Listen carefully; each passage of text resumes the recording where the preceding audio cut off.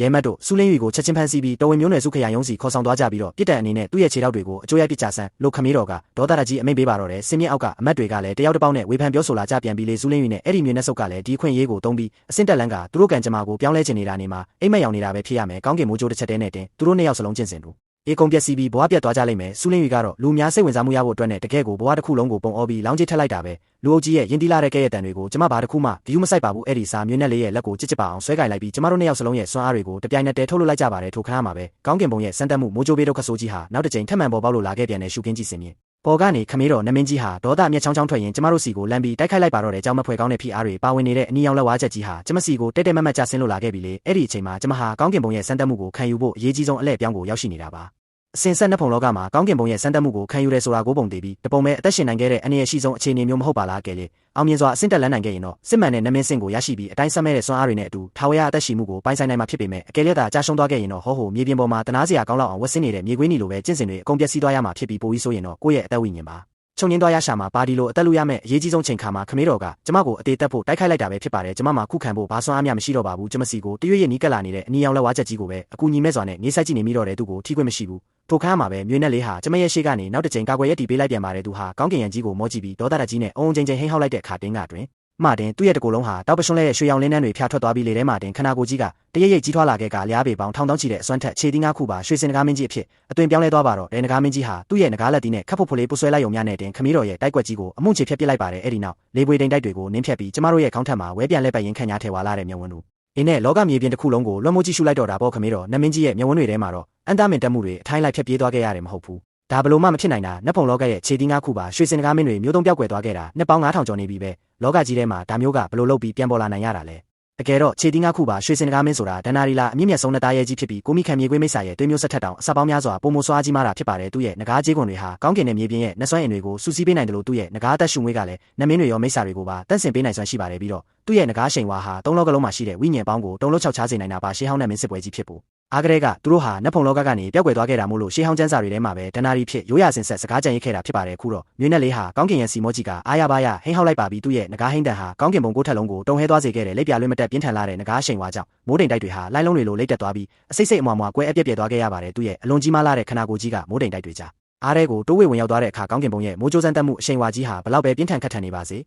ေအဲ့ဒီမိုးကြိုးပေးဒုက္ခဆိုးကြီးဟာသူ့အတွက်တော့အထူးတလဲပြင်ဆင်ပေးထားတဲ့ပဋိကြံမင်္ဂလာစေကြောချင်းတစ်ခုလိုပါပဲလျက်စီးနွယ်ခွေတွေကြားထဲမှာသူ့ရဲ့ရွှေရောင်နဂါးကြေးကွန်တွေဟာတလက်လက်တောက်ပနေခဲ့တဲ့ကောင်းကင်မိုးကြိုးတစ်ချက်ချလိုက်တိုင်းမှာသူ့ရဲ့အရှိန်ဝါစွမ်းမကားတွေကပိုပြီးတော့တောင်အားကောင်းလာခဲ့ပါတယ်ရှုပ်ထွေးစမ်းကြဲလာတဲ့နဂါးခန္ဓာကိုယ်စစ်ပိုင်းတွေထဲမှာနတ်သက်သွေးခဲ့စွမ်းအားတွေဟာမြည်ရည်ပြင်လို့အရှိန်ဟုန်နဲ့စီးဆင်းလို့နေခဲ့ပြီးလေကနာတာမြတော့အချိန်လေးအတွင်းမှာတင်သူဟာမိုးကြိုးပေးဒုက္ခကိုအောင်မြင်စွာကျော်ဖြတ်နိုင်ခဲ့ပါတယ်သူ့ရဲ့ပတ်လည်ကရွှေရောင်လင်းနှန်းတွေဟာတရွေ့ရွေ့လွင့်ပြဲသွားခဲ့ပြီးချောမောခံရလုံးနဲ့လူသားတယောက်အတွင်ကိုပြောင်းလဲသွားခဲ့ပါတော့တယ်အဲ့ဒီနောက်သူဟာကျမရဲ့ရှေ့မှာဝက်ဆင်းပြီးဥခိုက်လိုက်ကနဖူးနဲ့မြေပြင်ကိုထိကက်လိုက်ရှာတဲ့သူ့ရဲ့လေတန်းဟာယိုတေလုံးလာတယ်လို့အနှဲငယ်တော့စိုးရိမ်ထိတ်လန့်နေတဲ့အရေးရောင်လေးလဲဆွတ်နေခဲ့ပါတယ်ကျွန်တော်မျိုးကိုအမီနာမတစ်ခုပေးသနာတော်မူပါဖေဟာကျမကတော့သူ့ကိုအေးအေးလူလူပဲစိုက်ကြည့်နေမိတယ်ကျမရဲ့မျက်ဝန်းတွေထဲမှာအတိတ်ဘဝကဒဏ်ရာဒဏ်ချက်တွေရွယ်ဝဲလို့နေခဲ့တယ်လို့ဒီဘဝရဲ့စိတ်ပြည့်ငြိမ်ဝှက်မှုတွေလည်းပြည့်နှက်နေခဲ့တာမို့တွေးအေးနဲ့ပဲပြန်ပြောလိုက်ပါတယ်နင်းကငါရဲ့စွမ်းအားတွေကိုသုံးပြီးမြေနှက်ဘဝကနေမြင့်မြတ်တဲ့ငကားမင်းဖြစ်အသွင်ပြောင်းလဲနိုင်ခဲ့ပြီပဲငါကနင်းကိုဘာလို့နမီပေးဖို့လိုအပ်ဦးမှာလဲနင်းခမေးတော့ဒါမှမဟုတ်စုကြည်လန်ရဲ့နောက်ကိုပဲလိုက်သွားတင်တာပေါ့အဲ့ဒါမှနင်းအတွက်ပိုကောင်းတဲ့အနာဂတ်ရှိလာမှာဒီနေ့မော့စစ်အော်ချွန်းရဲ့အောင်မြင်မှုကိုမြင်တွေ့ရတဲ့အခါကျမအနေနဲ့အတိတ်ဘဝကမြေခွေးညီကိုမလွဲမသွေပြန်လဲတရားမိဆက်မြေပါပဲအဲ့ဒီမြေခွေးညီဟာလည်းကျမရဲ့အခက်ခဲဆုံးအပင်ပန်းဆုံးအချိန်တွေတုန်းကမရေမတွက်နိုင်တဲ့ရှေ့လျားလာတဲ့ညပေါင်းများစွာမှာကျမနဲ့အတူအဖော်ပြုပေးခဲ့ဘူးတာကိုဒါပေမဲ့အဆုံးသတ်မှာတော့သူဟာအာနာနဲ့စွမ်းအားတွေရဲ့မတ်မောမှုအောက်မှာဒူးထောက်သွားခဲ့ပြီးကျမကို6နှစ်ကြီးရဲ့တွန်းချဖို့လှည့်စားခဲ့တာပဲမဟုတ်လားကျမငယ်ငယ်တုန်းကမေတော်နက်မိဖူရာကြီးကွယ်လွန်သွားပြီးတဲ့နောက်ခမေးတော်ဟာကျမကိုလူသူမနီးတဲ့ဆုံးကျုပ်အဆောင်ဟောင်းတစ်ခုထဲမှာပစ်ထားခဲ့ပါတယ်အဲ့ဒီဘေးဆောင်ဟောင်းဟာမောင်တီးကြပြီးအေးဆက်ဆုပ်ပြက်နေကဆိုဆိုလုံးလာတဲ့အပြင်တင့်ကူအိမ်တွေလည်းထူထပ်စွာတိုင်းဖွဲလို့နေခဲ့တာပေါ့ခမေးတော်ဟာတစ်နှစ်ပတ်လုံးကျမကိုလှည့်လို့တောင်တစ်ချက်မကြည့်ခဲ့ပါဘူးနန်းတော်တွေကအခြေအနေကြည့်ဖားတတ်ကြတဲ့အစီခံတွေကလည်းကျမရဲ့ရိတ်ခါတွေနဲ့အစားအစာတွေကိုအကုန်လုံးဖျက်တောက်ထားကြပြီးအေးဆက်ဆုပ်ပြက်နေတဲ့အကျွင်းကြံအညော်တွေကိုပဲပေးကြတာမို့အသက်မသေးုံတမယ်ပဲတောင်းခံခဲ့ရတာဘာညာဘက်တွေဆိုရင်အသက်6နှစ်9နှစ်အရွယ်ကလေးငယ်တယောက်ဖြစ်တဲ့ကျမဟာစာလုံးလို့အဲ့လိုတောင်မပြောခဲ့ပါဘူးအေးဆက်လာတဲ့ခုတင်လေးပေါ်မှာခွေခွေလေးအိမ်ရင်ပြတင်းပေါက်ပြင်းကလေတိုက်တန်တွေကိုနားထောင်နေရတဲ့အဲ့ဒီအချိန်တုန်းကပဲမြေခွေးနီလေးပေါ်လာခဲ့တာပါပဲကနေဘလို့ခိုးဝင်လာမှမသိပဲလူအသွင်မပြောင်းလဲနိုင်သေးတယ်သူ့ရဲ့တင်းငယ်တဲ့ခနာကိုယ်လေးနဲ့ကျမရဲ့လက်ဖမိုးလေးကိုလာပြီးပုတ်တက်ပေးတတ်ခဲ့တယ်အဲ့ဒီညကဆက်လို့ညတိုင်းသူဟာကျမအတွက်အမဲလိုက်ပေးခဲ့ပြီးမိတုံသေးသေးလေးပေါ်မှာမွေးကြိုင်နေအောင်กินထားတဲ့ရုံသားလေးတွေကိုကျမရဲ့ရှေ့မောက်ယူဆောင်လာပေးတတ်ခဲ့ပါတယ်အဲ့ဒီတုန်းကမြေခွေးနီလေးရဲ့မျက်ဝန်းတွေဟာလောကကြီးရဲ့ကျေတာယာပေါင်းစုံကိုတင်းကျုံထည့်ထားသလိုအယောင်တလက်လက်တောက်ပနေခဲ့တာပေါ့ကျမတို့နှစ်ယောက်ဟာတယောက်ကိုတယောက်တစ်သက်လုံးလက်တွဲဖော်ဖြစ်အဖော်ပြသွားပါမယ်လို့ပြီးတော့နဲ့ ဘုံလောကရဲ့တောင်တန်းတွေမြစ်ချောင်းတွေအင်းအိုင်တွေနဲ့ပင်လယ်ဝေဝတွေကိုအတူတူဖြတ်တန်းသွားပါမယ်လို့ဂတိတစ္ဆာတွေအပြန်အလှန်ပြုခဲ့ကြပူပါတယ်။အဲ့ဒါဟာလောကကြီးမှာအစစ်မှန်ဆုံးတန်ရောစင်လို့ကျမတစ်ထစ်ချယုံကြည်ခဲ့တာပါဒါပေမဲ့ကျမတို့ဟာဆင်းရဲဒုက္ခတွေကိုအတူတူကြော်ဖြတ်နိုင်ခဲ့ကြပေမဲ့စီးစိမ်ချမ်းသာတွေကိုတော့အတူတူမခံစားနိုင်ကြဘူးဆိုတာကိုကျမဘယ်တော့မှထဲ့မတွေးခဲ့မိဘူးတကယ်တော့မြေခွေးနီဟာတစ္ဆာရှိလို့ကျမဘေးမှာနေခဲ့တာမဟုတ်ပါဘူးအဲ့ဒီတုန်းကသူဟာတာမန်နှင်းကြတဲ့မျိုးရိုးက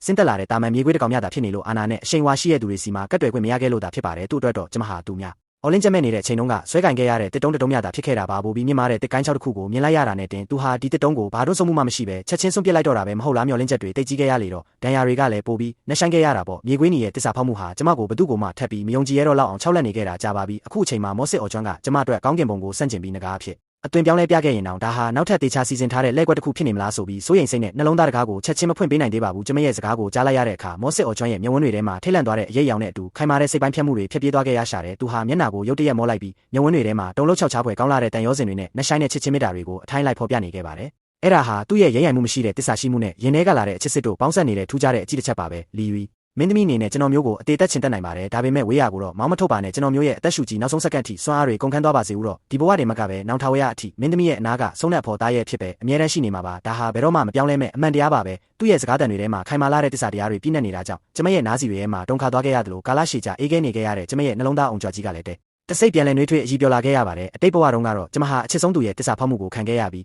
းအရင်းနှီးဆုံးဆွေမျိုးသားချင်းတွေရဲ့ဆက်ဆုပ်ရင်ရှာမှုကိုပဲကြုံခဲ့ရတာပါကျမရဲ့ဘေးနားမှာဒီလောက်ထိရဲရိုင်မှုမရှိပဲခိုင်ခိုင်မာမာရက်တီပေးခဲ့တဲ့သူဘယ်တော့မှမရှိခဲ့ဘူးပါဘူးနမင်းကြီးရဲ့ကြီးမားလာတဲ့အာနာဆက်ဖီအားတွေကိုရင်ဆိုင်ရပါစေဦးတော့ရှေ့ဆက်ရမယ့်လန်ခီးကစူကင်လန်ဖြစ်နေပါစေဦးတော့သူဟာကျမနဲ့အတူတေတူရှင်ဖက်ဖြတ်တန်းဖို့အစင်သင့်ဖြစ်နေခဲ့တာကိုကျမဟာနှာခေါင်းရဲကစူကနေနာကျင်လာတာနဲ့မျက်ရည်တွေစီးကျလာခြင်းနဲ့စိတ်ကိုမနှဲအောင်အဲလိုက်ရပါတယ်ရင်ထဲမှာစိုးနေနေတဲ့ခံစားချက်တွေကိုခတ်ဖို့ဖွာလေပြင်းညင်းတန်ဖြစ်ပြောင်းလဲပြီးတိုးတိုးလေးပြောလိုက်မိတယ်ကောင်းပါပြီငါနင့်ကိုအမီနာမတစ်ခုပေးသနာပါမယ်နင့်ရဲ့အမီကတော့မော့စစ်အော်ချမ်းဖြစ်စေရမယ်မျိုးဆိုတာမြေပြင်တက်ကိုစောင်းပြီးငကားကတော့တိမ်တိုက်တွေကိုစိုးမိုးတာပဲငကားဟာတိမ်တိုက်တွေနောက်ကိုလိုက်ပါတက်စမြဲလေမင်္ဂလာရှိတဲ့နတ်သားရဲ့တကောင်နေနဲ့နင်ဟာတောင်တန်းတွေနဲ့မြစ်ချောင်းတွေကိုအသက်ဝင်စေပြီးတတဝါပေါင်းကိုကဲတင်ရမယ်ကံကြမ္မာကိုပိုင်ဆိုင်ထားတာပဲမော့စစ်အော်ချမ်းဟာသူ့ရဲ့နမီတစ်လေးပေါ်တိတ်ကိုကျင်းနဲ့အားရသွားရှာတယ်သူ့ရဲ့မျက်ဝန်းတွေကမိုင်းညွန့်နေရဲ့အရေးရောင်တွေအကုန်လုံးလုံးဝကွဲပြောက်သွားခဲ့ပြီးကောင်းကင်ရံတစ်ခုလုံးကျဲတာရာတွေပြည့်နှက်သွားသလိုဝင်းလက်သွားခဲ့ရပါတယ်သူဟာစိတ်လှုပ်ရှားစွာနဲ့ထက်လိုက်ပြီးသူ့ရဲ့မူလတန်ထန်ဖြစ်တဲ့ရွှေစင်နဂါမင်းကြီးအဖြစ်အသွင်ပြောင်းလဲကတိမ်တိုက်တွေကြားထဲကိုတစ်ခါဝဲပြန်တက်သွားခဲ့ပြန်တယ်သူ့ရဲ့နဂါမီးကလွင့်မျောနေတဲ့တိမ်တိုက်တွေကိုဖျက်တမ်းရိုက်ခတ်လိုက်တဲ့အခါကောင်းကင်ပြင်တစ်ခုလုံးရွှေရောင်လင်းနှန်းတွေဖြာထွက်လို့သွားခဲ့ရတာပေါ့အဲ့ဒီနောက်မှာတော့သူဟာလူသားတွင်ပြန်ပြောင်းလဲလိုက်ပြီးဒူးတစ်ဖက်ထောက်ဝက်စင်းကအမီ